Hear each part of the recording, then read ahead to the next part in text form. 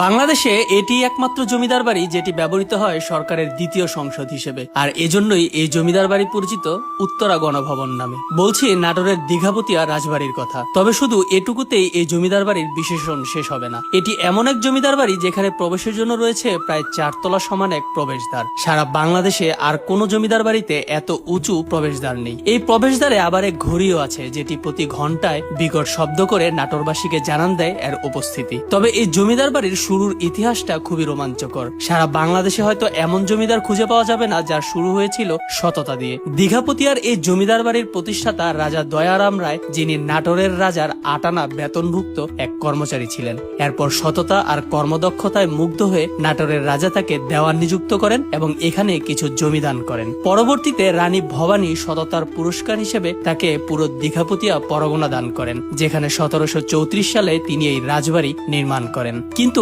1897 সালের এক ভূমিকম্পে পুরো রাজবাড়ি ধ্বংস হয়ে যায়। পরবর্তীতে দীঘাপতিয়ার ষষ্ঠ রাজা প্রমোদনাথ দীর্ঘ 11 বছর ধরে দেশি বিদেশি বিশেষজ্ঞ, বিভিন্ন প্রকৌশলী আর মিস্ত্রির সহায়তায় রাজবাড়িটি পুনর্নির্মাণ করেন। এখানে রয়েছে কুমার প্যালেস, প্রধান প্রাসাদ ভবন, কাচারি, চাবিঘর, খাজনা অফিস, রানীমহল, গ্যারেজ সহ অনেক স্থাপনা। কুমার প্যালেসের নিচে রয়েছে অন্ধকার কারাগার বা আয়নাঘর। এছাড়া ভবনটির সামনে রয়েছে এক কামান, যেটি প্রায় 200 বছরের পুরনো। দ্বিতীয় বিশ্বযুদ্ধে নিহত এক ব্রিটিশ সৈন্য আলফ্রেড ব্রুমের স্মৃতিস্বরূপ এখানে ব্রিটিশরা এই কামানটি স্থাপন করে। 47 সালে ভারত ভাগের সময় দীঘাপতিয়ার রাজারা ভারতে চলে গেলে এটি পরিত্যক্ত হয়ে যায়। স্বাধীনতার পর শেখ মুজিবুর রহমান এটিকে উত্তরা গণভবন নামকরণ করেন এবং মন্ত্রিসভার একটি বৈঠক করেন।